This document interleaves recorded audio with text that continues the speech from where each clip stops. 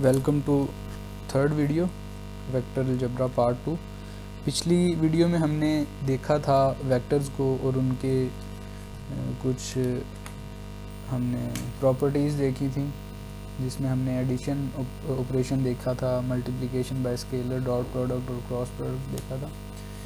पिछली वीडियो में हमने वेक्टर्स के साथ कोई भी कंपोनेंट्स नहीं ड्रॉ किए थे। हम बस उनको एक जनरल सी डिस्कशन कर रहे थे कि ये एक मेरे पास वेक्टर है ए और ये दूसरा एक मेरे पास वेक्टर है बी।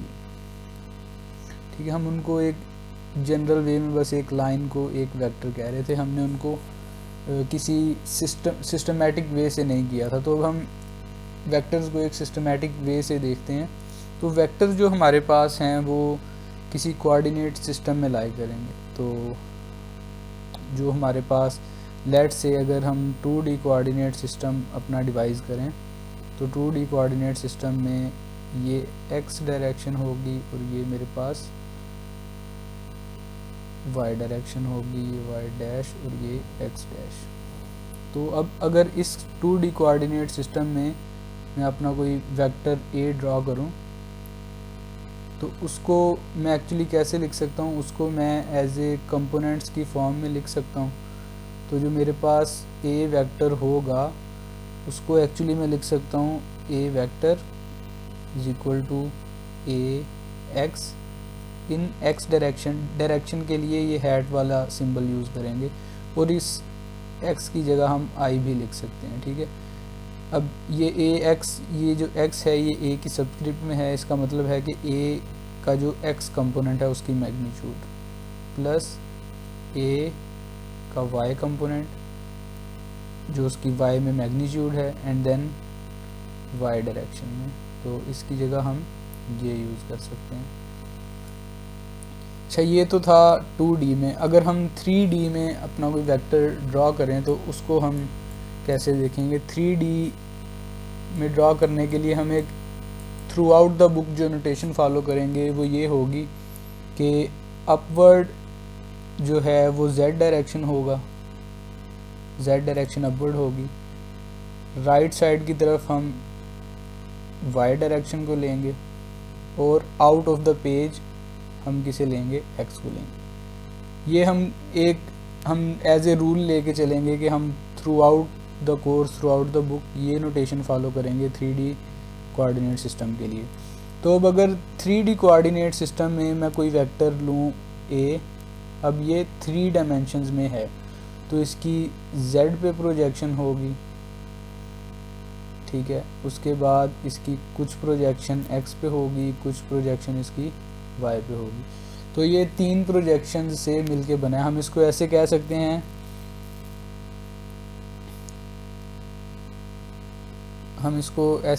हैं, कि जी पहले हम इतना x की तरफ आए हैं, देन हम इतना y की तरफ गए हैं एंड देन हम यहाँ से इतना z की तरफ गए हैं। अब ये जो z कंपोनेंट है ये एक्चुअली ये वाला कंपोनेंट है। ठीक है, और ये जो y कंपोनेंट है ये एक्चुअली ये कंपोनेंट है। तो इन 3 कंपोनेंट से मिलके ये हमारा a वेक्टर बना है।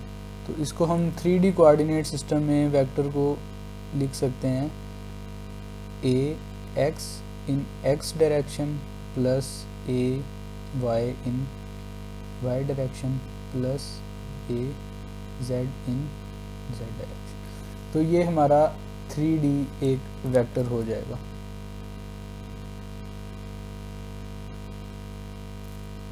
अब हम इनके कुछ रूल्स देखते हैं। जैसे हमने पहले एडिशन मल्टीप्लिकेशन देखी थी, वैसे अब हम कंपोनेंट वाइज इनके रूल देखेंगे।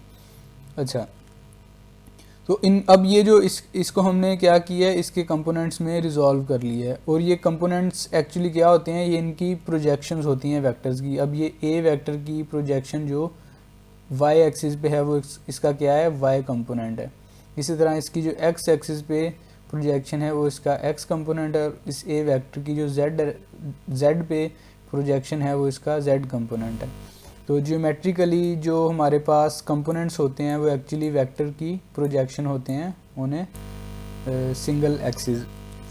तो हम इनको बेसिस वेक्टर्स का नाम भी देते हैं। एक्स वाई जी हमारे जो हैं वो बेसिस वेक्टर हैं।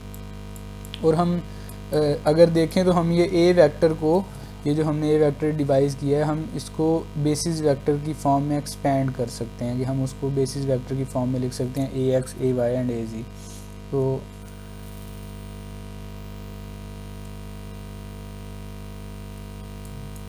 हमने ये देखा है कि हमारे पास जो वेक्टर ए है उसको हम 3 कंपोनेंट्स में लिख सकते हैं।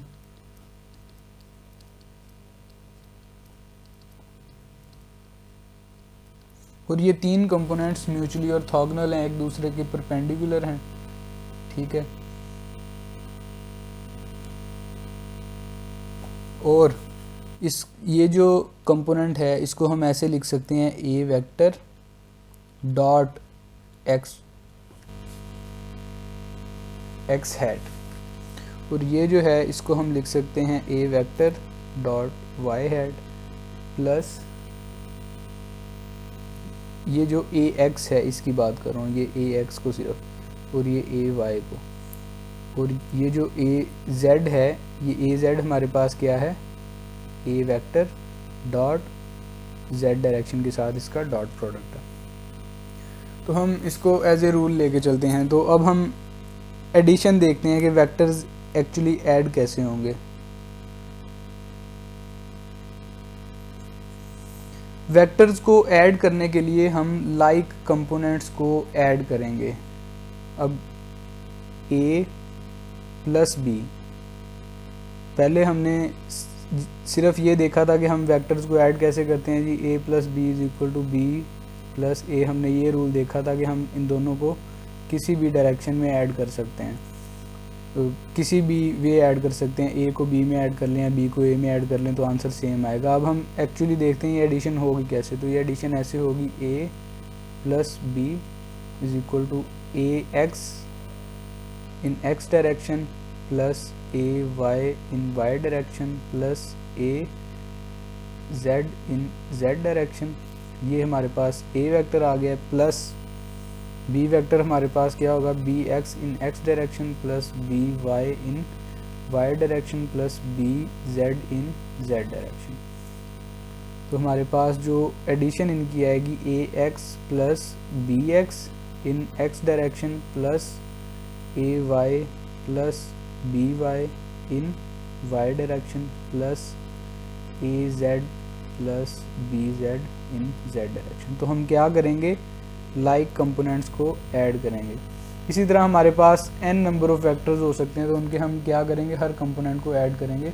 तो इसको हम एज ए रूल लेके चलेंगे कि वेक्टर्स को ऐड करते वक्त हम लाइक कंपोनेंट्स को ऐड करेंगे। दूसरा, तो एक रूल तो हमारे पास ये हो गया, वी ऐड लाइक कंपोनेंट्स। दूसरा रूल हम लेके चलते हैं। दूसरा रूल देखते हैं क्या है। दूसरा रूल वो ये है, मल्टीप्लिकेशन बाय स्केलर।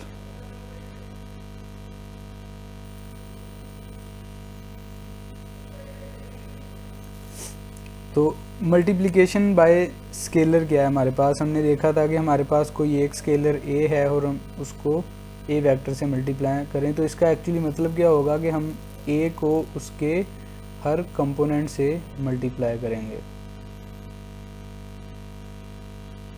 ये उसके हर कंपोनेंट के साथ मल्टीप्लाई होगा जाके,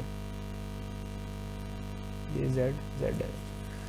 तो ये भी हम रूल लेके चलेंगे कि जब हम किसी स्केलर को मल्टीप्लाई करेंगे तो हम उसको उसके हर कंपोनेंट के साथ मल्टीप्लाई करेंगे। ठीक है। तीसरा रूल जो हमारे पास होगा डॉट प्रोडक्ट का, कि हम डॉट प्रोडक्ट कैसे लेंगे।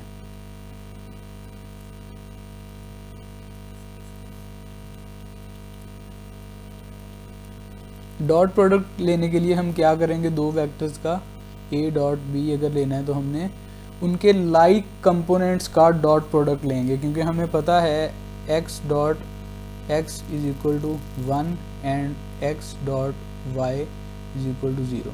तो हम क्या करेंगे, डॉट प्रोडक्ट लेते वक्त simply A x x dash plus A y y dash plus A z z dash dot B x x dash plus B y y dash plus B z z had, sorry dash कह रहा हूँ मैं हर जगह। तो like components का हम dot product लेंगे तो हमारे पास आंसर क्या आएगा, एक्स हैड और x had, x dot x 1 हो जाएगा और बाकियों के साथ जब ये मल्टीप्लाई होगा तो 0 आंसर देगा। तो हम हमारे पास क्या बचेगा, सिर्फ ए एक्स बी एक्स प्लस ए वाई बी वाई प्लस ए जेड बी जेड। तो ये हमारे पास डॉट प्रोडक्ट आ गया है ए डॉट बी का।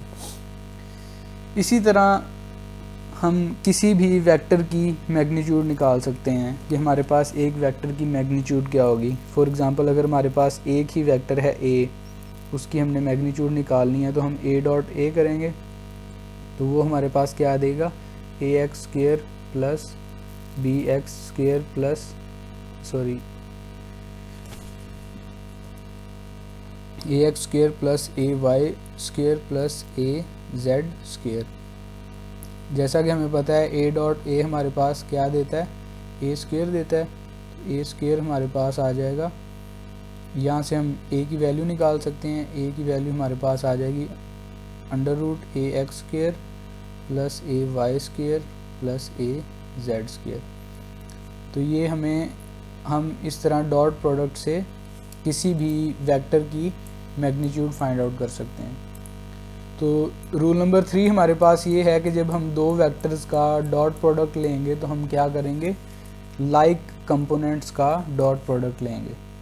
सही है। चौथा रूल है हमारे पास क्रॉस प्रोडक्ट का।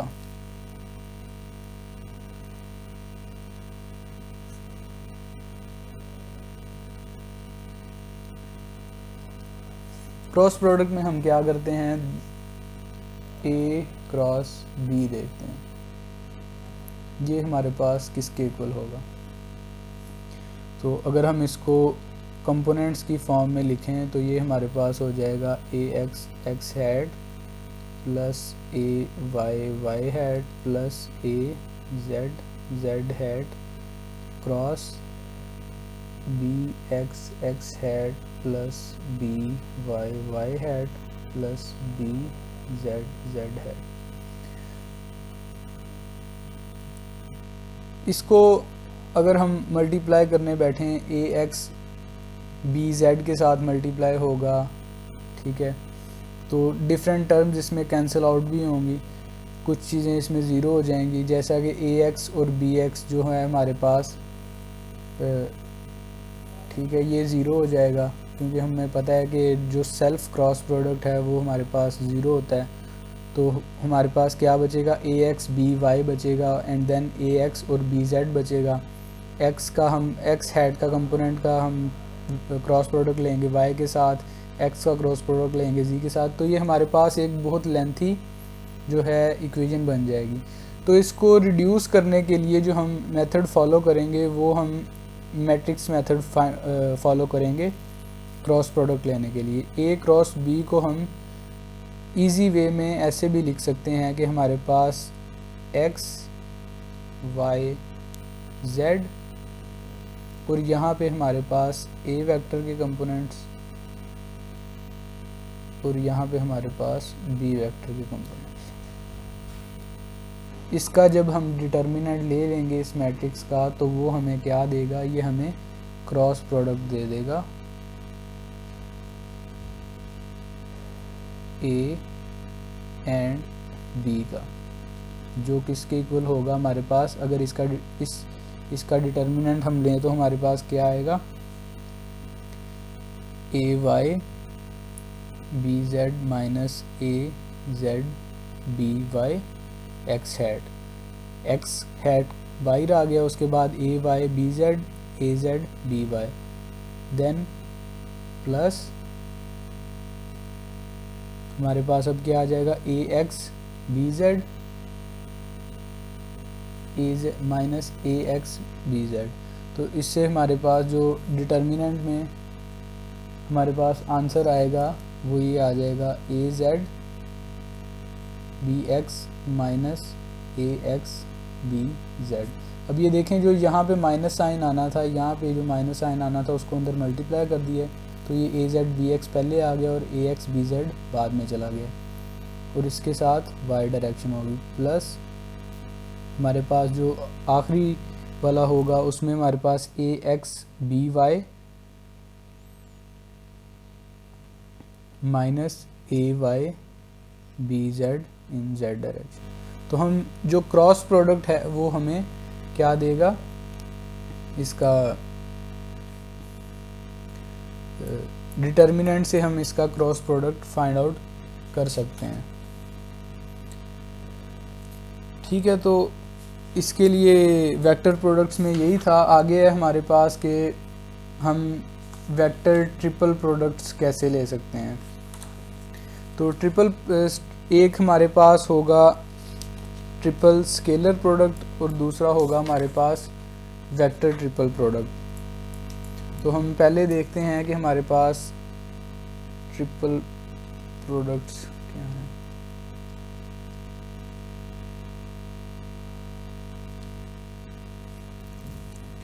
हमें पता है कि हमारे पास जो दो वेक्टर्स होते हैं उनका जो क्रॉस प्रोडक्ट है वो हमें क्या दे रहा है, एक वेक्टर दे रहा है। तो अब हम अगर इस वेक्टर को किसी और वेक्टर के साथ डॉट प्रोडक्ट कर दें तो ये हमें क्या दे देगा, अब ये हमारे पास स्केलर देगा। सही है, तो ये अब ये वेक्टर नहीं रहेगा, अब ये वेक्टर है एक और ये वेक्टर है, तो ये हमें क्या दे रहा है, स्केलर दे रहा है। तो इसको हम कहते हैं स्केलर ट्रिपल प्रोडक्ट। तीन हमारे पास वेक्टर्स हैं तो हमने क्या कह दिया, स्केलर ट्रिपल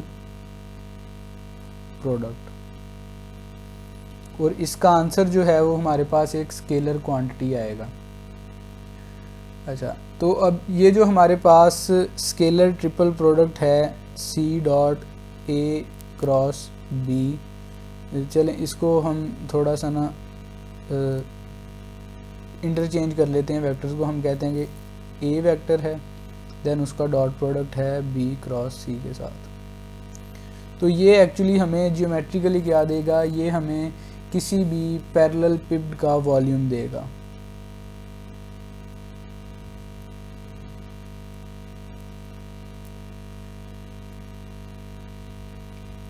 जिसमें हमारे पास उसकी जो तीन साइड्स हैं वो वेक्टर्स ए बी एंड सी से हम निकाल सकते हैं।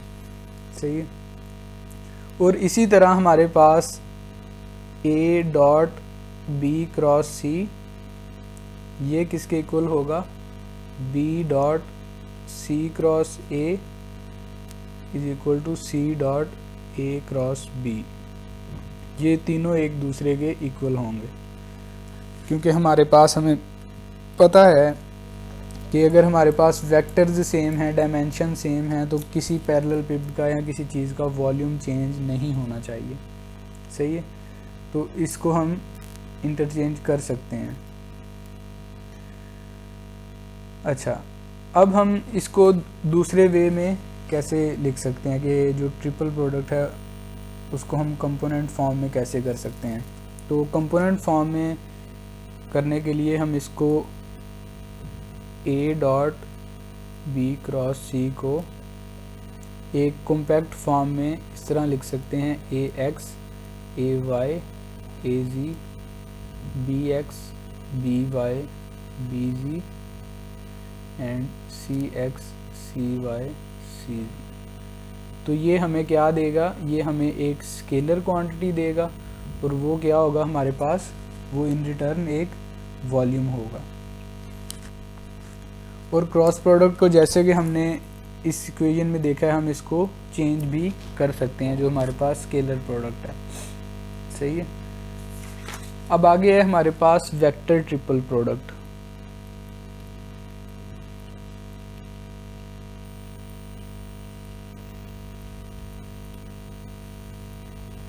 वेक्टर ट्रिपल प्रोडक्ट हमें क्या देगा, फॉर एग्जांपल हमारे पास बी क्रॉस सी ये एक वेक्टर क्वांटिटी है। अब हम इसके साथ एक और वेक्टर ए का प्रोडक्ट लें तो ये हमें क्या देगा, ये हमें एक वेक्टर क्वांटिटी ही देगा। इसको हम जनरलाइज कर सकते हैं बैक कैब रूल से, बैक कैब रूल, ठीक है। तो इसका आंसर हमारे पास जो एक्चुअली आएगा वो हमारे पास आएगा b into a dot c minus c into a dot b. अब आप देखें कि ये आपके पास एक स्केलर क्वांटिटी आएगी और ये भी एक स्केलर क्वांटिटी आएगी। और देन आपको पता है कि हमने पीछे देखा है कि स्केलर जब किसी वेक्टर के साथ मल्टीप्लाई होगा तो वो उसके हर कंपोनेंट के साथ मल्टीप्लाई होगा। तो ये स्केलर भी इस वेक्टर के हर कंपोनेंट के साथ मल्टीप्लाई होगा।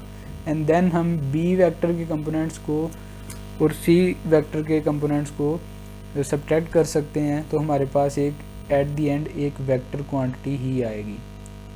तो हमारे पास ये जो ट्रिपल प्रोडक्ट है ये हमें एक वेक्टर क्वांटिटी ही देगा, सही है। इसके बाद हम देखते हैं कि अच्छा ये जो हम रूल्स डिफ़ाइन कर रहे हैं वेक्टर कैलकुलस के, ये प्रोबेबली आपने लीनियर अलजेब्रा में पहले किए होंगे, ठीक है। ये सिर्फ हम गो थ्रू कर रहे हैं, ये उनकी एक रिवीजन कर रहे हैं, इसलिए मैं ये बैक कैब रूल की और जो दूसरे हमारे पास triple product scalar triple product है उसकी मैं डेरिवेशन की तरफ नहीं गया, क्योंकि ये हम सिर्फ एक रिव्यू कर रहे हैं और इसका रिव्यू करना बहुत ज़रूरी है। अगले जो डिस्कशंस हमने करनी है उसमें हम एक्सटेंसिवली वेक्टर्स के साथ डील करेंगे। तो ये हम थ्रू आउट बुक पढ़ने के लिए, गो थ्रू करने के लिए हम सिर्फ नोटेशंस देख रहे हैं कि कौन कौन सी नोटेशंस होंगी, कैसे हम उनको यूज़ करेंगे। तो इसी तरह से हमारे पास EMT करते वक्त हम कुछ चीज़ों को देखेंगे जिसमें हम फिर पोजीशन वेक्टर को डिफ़ाइन करेंगे, फील्ड पॉइंट को डिफ़ाइन करेंगे, सोर्स पॉइंट को डिफ़ाइन करेंगे। तो हम इनको भी डिफ़ाइन कर लेते हैं। जो हमारे पास पोजीशन होगी किसी भी चीज़ की, वो लेट्स से कि हमें कहा गया कि a point charge Q is located at some point, तो हम उसकी पोजीशन कैसे डिफ़ाइन करेंगे, हम उसकी position with respect to origin एक वेक्टर से रिप्रेजेंट करेंगे और उस वेक्टर को हम R कहेंगे, सही है। R हमारे पास क्या हो सकता है, R is equal to x, x hat plus y, y hat plus z, z hat. तो ये हमारे पास पोजीशन वेक्टर है,